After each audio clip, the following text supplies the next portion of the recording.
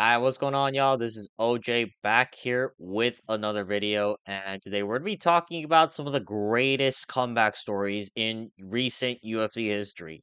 These guys, they were either looking to be cut from the sport, they were probably going to be looked at as a gatekeeper at best, or they've been cut from the sport and proceeded to make a generational run. All right, we're going to be covering some fighters who are still currently on the roster that have made a generational comeback, one way or another, and they're probably either in talks for a title elimination bout. Maybe they've been a champion recently. And no, that's just my general criteria for this video. So I'm gonna cover a couple of fighters that I think have made a crazy comeback story. So without wasting any more time, let's jump right into the video. Okay, so the first fighter I'm going to talk about is Dominic Reyes. Guys fighting Carlos Ulberg this weekend in a title elimination bout. And I'm not going to lie, I never thought I would see Dominic Reyes get back to the belt. I mean, the guy went from getting robbed by John Jones to losing to Ryan Spann in the first round. And let's just say, in between the John Jones and Ryan Spann fight, it was also pretty brutal. He got spinning elbowed by Yuri Prohaska. He took generational damage against Jan Blachowicz, and then he got chinned by Ryan Spann with a jab. All right, I'm not really gonna trust Dominic Reyes' chin, but since fighting Dustin Jacoby, which I'm not gonna lie, I also picked Dustin Jacoby to beat Dominic Reyes. Reyes has made a three-fight win streak against Jacoby again. Anthony Smith, and Nikita Krylov, right? These aren't the best names to make a generational comeback for, but hey, he's in the title elimination bout against someone who looks to be somewhat legit in Carlos Ulberg.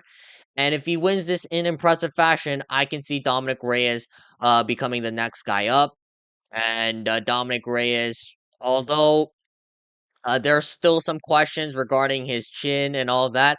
I think considering where he was at, this is kind of a generational run. All right, it's not finished yet. He needs to get to the belt. All right, I need to see at least that, if not winning the title. And I hope Dominic Reyes wins that because the guy's been through a lot, but he's still persevering and trying to make a generational comeback story. All right, now up next, we got Charles Oliveira.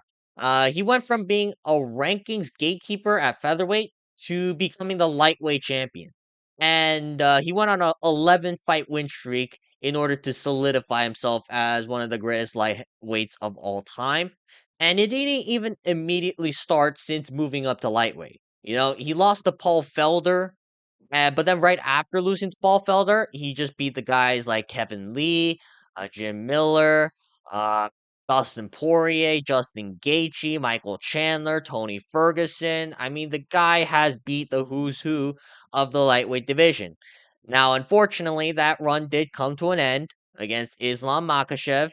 And then since Charles Oliveira has been losing a couple of fights to Ilya Taporia, but Charles Oliveira, he's still a top contender, I believe. I was gonna pick him to beat Fiziev. There is a chance for Charles Oliveira to make a comeback story. Am I that optimistic about it? No, but I am still a delusional Charles Oliveira fan, so I'm gonna say that there is a slight chance. And Charles Oliveira, although it's gonna be hard for him to get back to the title. I think considering where he was at during his featherweight run, I'm gonna say that this was a generational comeback. All right, he's now a Hall of Famer. You know, uh, what do you call it? Two-time defending champion, or was it one? Oh wait, no, Justin Gaethje. That I technically didn't count as a title shot. So, yeah, Charles Oliveira. He's going to be a Hall of Famer regardless, which is why he has one of the greatest comeback stories of all time. All right, now up next we got Brandon Moreno. He went from losing to Alessandro Pantoja and Sergio Pettis to getting cut from the UFC, and then he got signed back, and then proceeded to go on a six-fight unbeaten streak with 4 wins. And I think the tie, one of them was at least to Davidson Figueiredo, who was the champion at the time. So that's pretty good.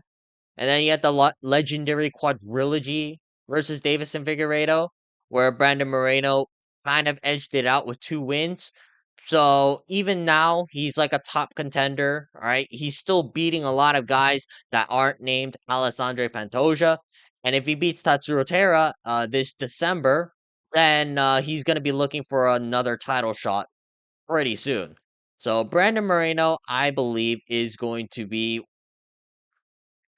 I mean, Brandon Moreno basically edged himself as one of the greatest comeback fighters in UFC history, and he's not done with his career though. He's still trying to get the belt back. So I'm very impressed with where Brandon Moreno is at. And even though I'm not completely sold on Moreno, if there's anyone who can get back to the title, it's probably going to be Brandon Moreno, in my opinion. All right, now up next we got Dan Hooker. Uh, again, I kind of struggled to find a fourth person for this video because I didn't want it to be too short. But I don't know, there aren't that many guys that are on generational comeback stories. But Dan Hooker, I guess he kind of is. All right. Because I'm not gonna lie, I thought that Dan Hooker was done. The Poirier fight, the Michael Chandler fight, Arnold Allen KOing him in the first round. Like I thought that Dan Hooker's time at the top of lightweight was about to be done. But after getting some tattoos, he's all of a sudden one of the most durable fighters on the lightweight roster right now. And he's currently on a 3-fight win streak against Mateusz Gamrot, Jalen Turner, Claudio Puelles. You know, Jalen Turner and Claudio Puelles, not the best names, but I'm not gonna lie, I thought Jalen Turner was gonna beat Dan Hooker. Jalen Turner broke Dan Hooker's face, and Dan Hooker still found a way to win the fight. And against Mateusz Gamrot, yeah, you could say that Gamrot should have won that fight, but at the same time, I did not expect Dan Hooker to win the way he did. I didn't expect him to do that well at all. I thought Mateusz Gamrot was gonna have a clear advantage in the grappling. So hats off to Dan Hooker because now he's looking for a title elimination bout. All right, it's been a while since he's fought, so I am kind of critical of that. But still, if he fights one more, he beats someone like Justin Gaethje, Armin Sarukian, Paddy Pimblett, maybe, then he's gonna be fighting for the title next against Ilya Topuria. Do I give him a shot against Ilya Taporia? Not really, but it is a fresh matchup, and there are chances for Dan Hooker. So hopefully Dan Hooker could possibly cash out one of the greatest comeback stories in recent UFC history. All right, that's going to be it for today's video. If you guys want to see more videos like this, please make sure to like and subscribe so we can get this channel monetized.